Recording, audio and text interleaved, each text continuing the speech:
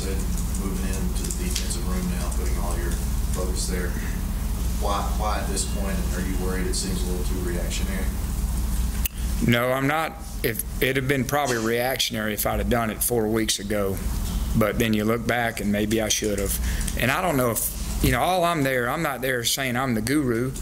I'm not. I'm just there watching, listening, resolving any, you know, conflict. And if I think we shouldn't do something, I'm saying we're not doing that. So getting a little more involved and a little more dialogue with the individual players on more specific things. It's just another eye and another ear, set of ears, another voice, and it'll give me a little more comfort in saying I don't want that.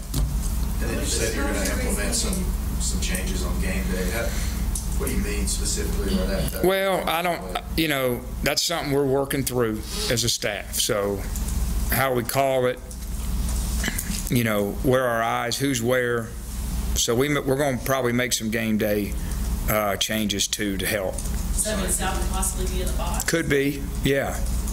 What was your reasoning on why, when you say 4 weeks ago, maybe I should have, why did you talk yourself out of it? Well, I felt like the biggest issue was we're doing too much. And so all I wanted to see was shrinking the plan to make the kids play faster. And we did that.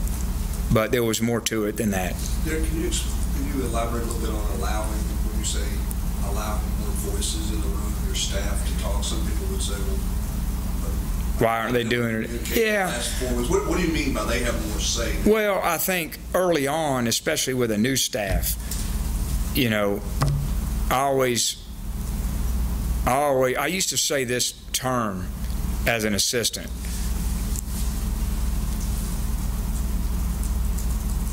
Seek to understand before you seek to be understood. You know, every assistant wants to come in and say, we need to be doing this, we need to be doing that. But you always need to go learn what systematically we're doing, the coordinator's doing, how do we want it done, before you say, well, I can't do that. So then the input comes within the framework of the system of how we're doing it.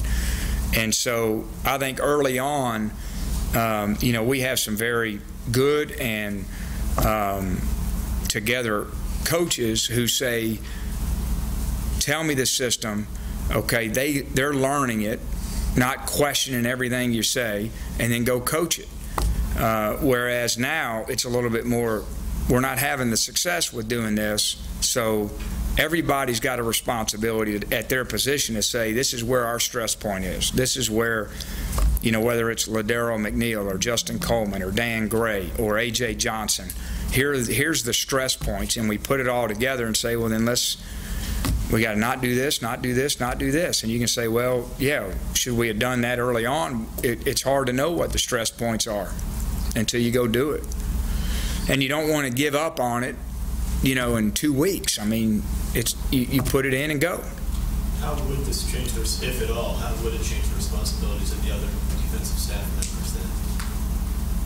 From what standpoint? From what they're doing, what they're doing. Just more responsibility and input in game planning and game day. How concerned are you with the confusion factor, maybe even going up more now that you're going to be changing some other defenses? It's not the confusion. It's within the system. You know, we have it in the system. There really hadn't been a lot of confusion lately. It's just not playing it well. And so then we say, well, how can we help them play better? You know, maybe we're putting a little too much stress and asking them to do things that over the course of, you know, and what's happening too is it's a lot of plays.